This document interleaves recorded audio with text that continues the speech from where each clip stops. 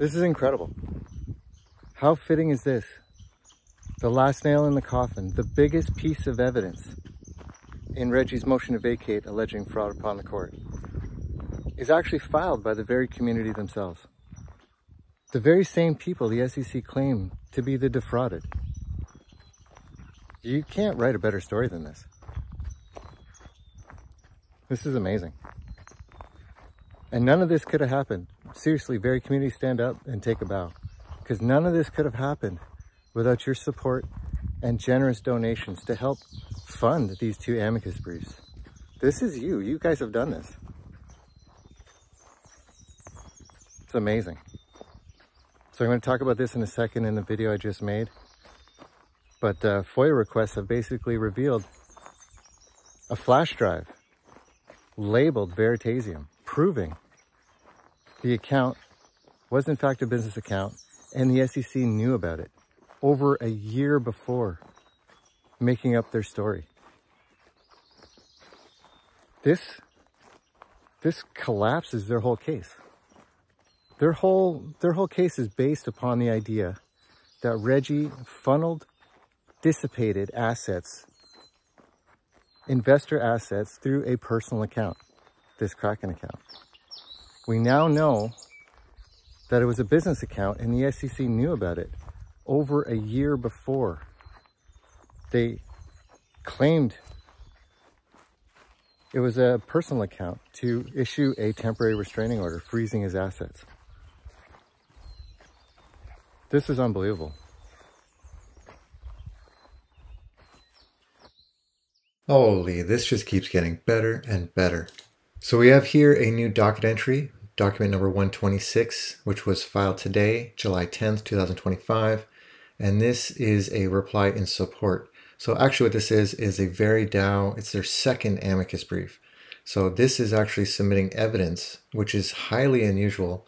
Very rare this actually ever happens, apparently. But yeah, the VeriDAO submitted a second amicus brief, which highlights a FOIA request or FOIA reply, basically showing or proving the SEC knew the Kraken account was in fact a business account and not a personal account as they claimed. They were claiming that Reggie Middleton was dissipating assets through a personal Kraken account.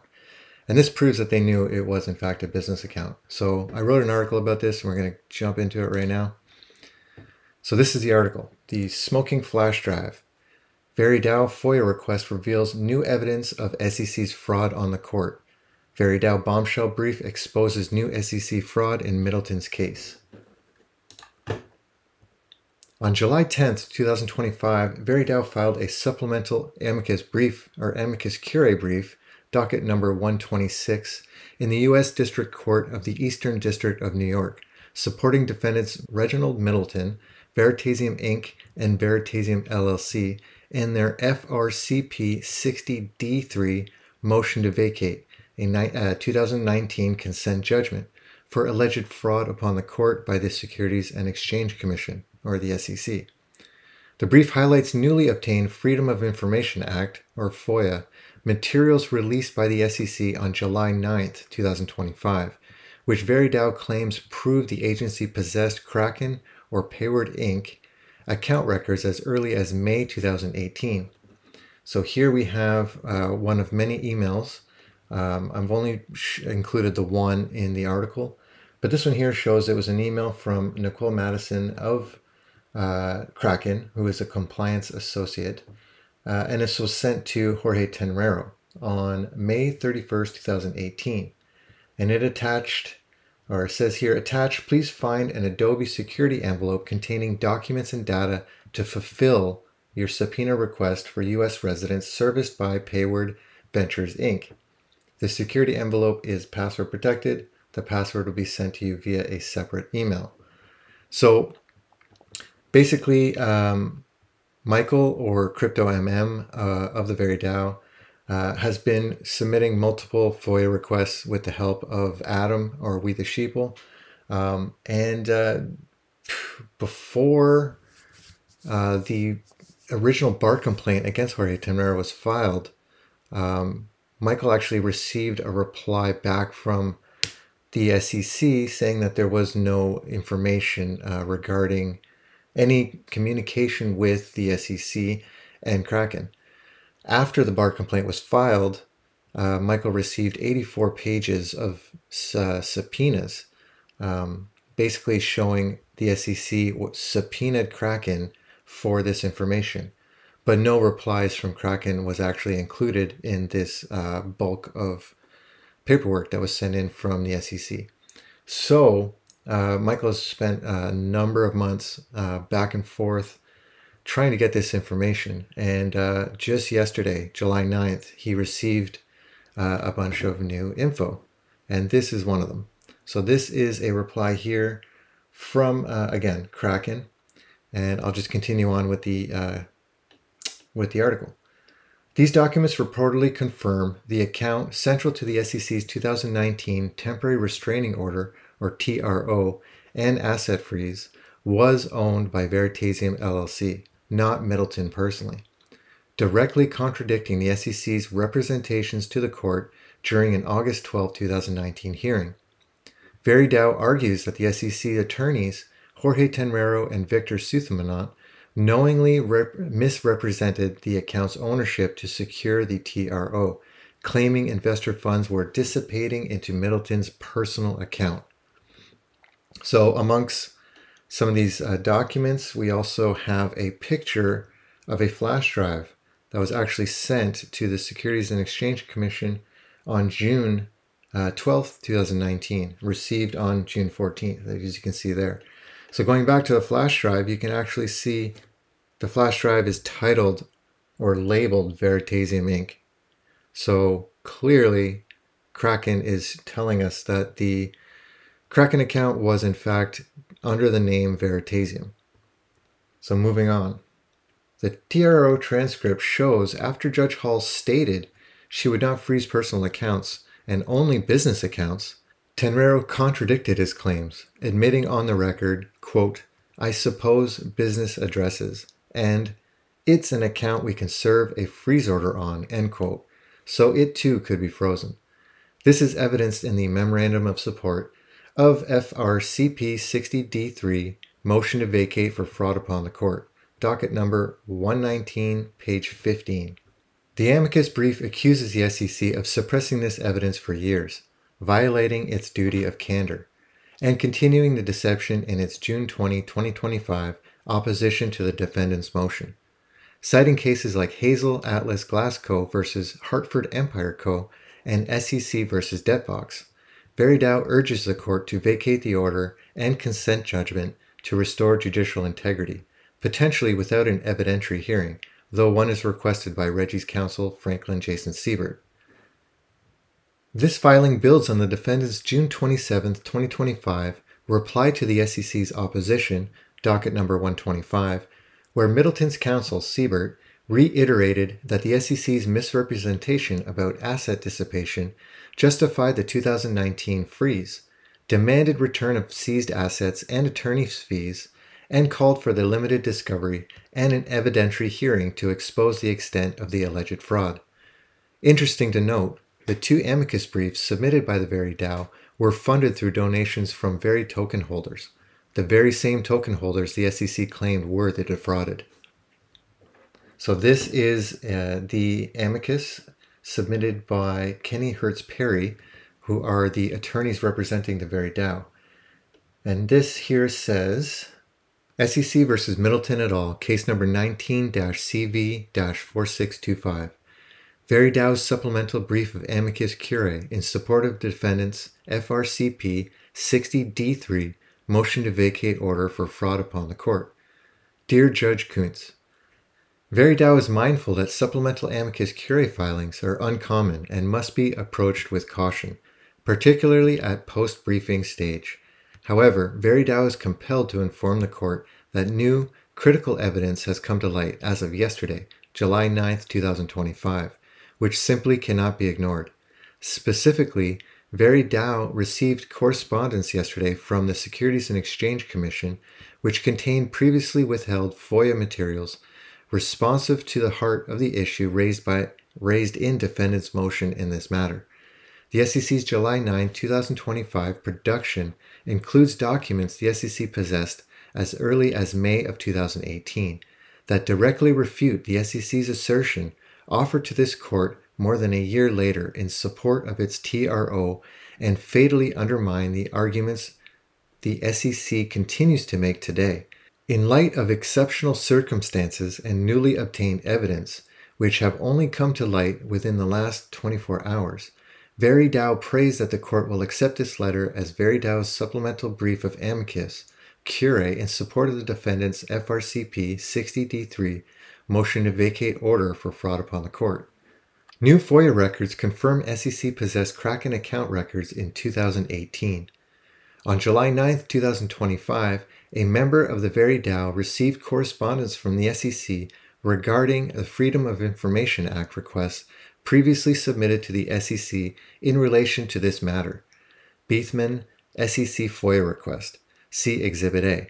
Supplemental Declaration of Michael Beithman dated July 9, 2025. Beithman's Supplemental Declaration. Contained within the correspondence were two attachments. One, a letter to Michael Beithman from Aaron Taylor, the SEC's FOIA branch chief, and two, 19 pages of records, largely containing correspondence between Kraken representatives and SEC attorneys Jorge Tenrero and Victor Suthmanat. See Beithman's Supplemental Declaration, Exhibits B and C. Mr. Taylor's letter concluded a nearly 10-month effort by VeriDAO to obtain materials related to the SEC's communication and subpoenas issued to Kraken, Payward Inc., and Payward Ventures Inc. concerning the SEC's investigation of defendants in this matter. The letter confirms that the 19 pages of records produced to VeriDAO on July 9, 2025 were only now produced after the SEC had previously denied the existence of such records or had withheld documents under asserted exemptions. In fact, Mr. Taylor's letter demonstrates that it is only due to the VeriDAO's persistence, not as a part of the SEC's duty of candor in this judicial process, that these records were finally brought to light. Those records referred to by the SEC as 25-00016 REMD enclosure prove definitively for the first time that Mr. Tenrero and Mr. Suthmanat received and were in possession of Kraken records as early as May 31, 2018, demonstrating that the Kraken account was unequivocally owned by Veritaseum LLC and not Mr. Middleton.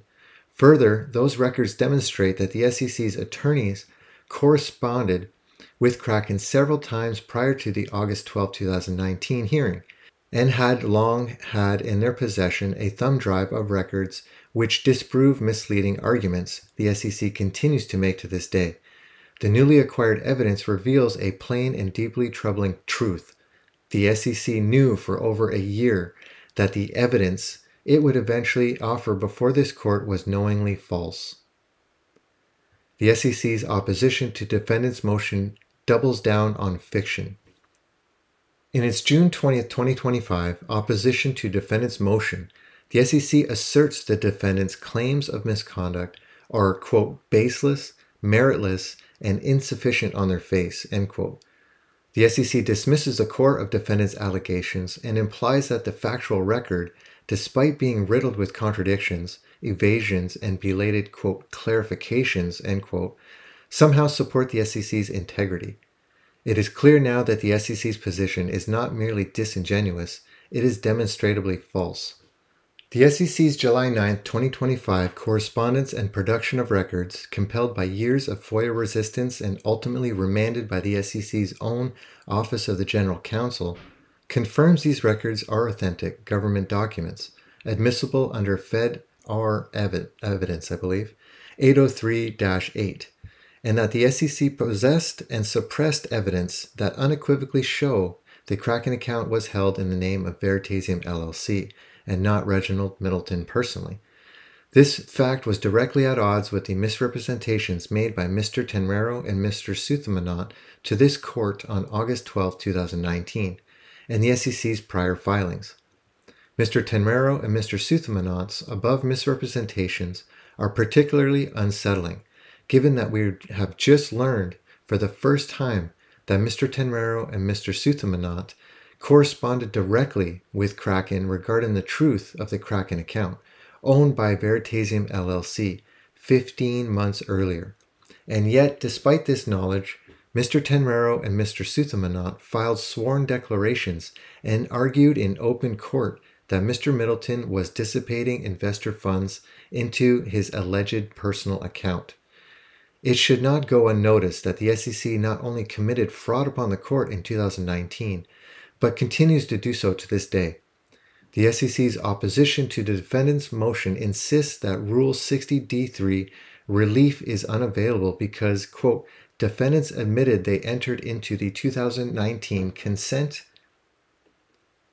judgment knowing essentially all of the supposedly fraudulent acts of which defendants now complain, end quote. However, now we know without question that this is merely a continued effort to mislead the court. The ultimate fact is the SEC's counsel did not learn the truth in this matter after the TRO and asset freeze were obtained in this case. The SEC had the truth in its hands more than a year before it requested judicial intervention. What's worse, they never corrected the record and continue to refuse to do so. While VeriDAO initially advocated that the court hold an evidentiary hearing on this matter, VeriDAO believes the newly disclosed evidence alone establishes fraud upon the court, warranting vacatur. However, to the extent the court deems necessary, VeriDAO respectfully requests, in the alternate, that the court convene an evidentiary hearing to fully address these issues. We now know what the SEC knew and when they knew it. Accordingly, the underlying order must be vacated. 3. Fraud should not be rewarded. What emerges from VeriDAO's FOIA efforts is simply not close to an evidentiary question. It is confirmation that the SEC and its counsel knowingly presented false evidence to this court to obtain extraordinary relief and remain committed to that deception for 6 years at Mr. Middleton's expense. This case is precisely what Rule 60d3, Hazel Atlas, Pumphrey, and Depbox condemn. Government attorneys abusing the trust of the judiciary to gain a strategic advantage, unlawfully seize assets, and pressure settlement. VeriDAO respectfully urges this court to vacate the order and consent judgment in this matter to restore integrity to the judicial process and ensure that our government is held to the standard it demands of others. And this is respectfully submitted by Seth C. McCauley from Kenny Hertz Perry LLC. So this is the supplemental amicus brief submitted by the VeriDAO, and I've also included in this article Michael Beatsman's declaration. He was instrumental in acquiring this FOIA request or reply. A lot of great evidence here. Great job, Michael. Yeah, I've also included related articles if you'd like to catch up, if you're just stumbling on this case. So this one here is the beginnings of the motion to vacate. It highlights all the evidence that was submitted in the memorandum of support. And this here is an article that was replying to the SEC's opposition. Both of these articles are great places to catch up on the case if you're just learning about this now. And I also included a related video playlist should you prefer to listen rather than read. Yeah, so great job, Michael, again. And I'd like to give a hat tip to Adam We the Sheeple, who has also been helping Michael, or better known as Crypto MM, to the Veri community with this huge task of staying on the FOIA department to get this evidence. I'm actually going to be interviewing both these gentlemen on Monday, and there's quite a few other pieces of evidence they've been able to gather from the FOIA department. So I'm actually looking forward to this interview. And yeah, so Monday should probably release on Tuesday. So keep an eye out for that. And I also did an interview with Sarah Westall just yesterday, and I believe that's coming out Friday night. So also keep an eye out for that. Yeah. This really can't be stated enough. These two amicus curiae briefs from the VeriDAO are a direct result from the generous donations from the Veri community. This really couldn't have been done without you guys, and you really need to give yourselves a pat on the back. Serious congratulations. We've just uncovered smoking evidence that the SEC knew that the Kraken account was in fact a business account. We got the SEC by the short and curlies. And again, this is all because of you guys. So yeah, thank you very much for all your support. And I'm looking forward to the interview with Michael and Adam on Monday.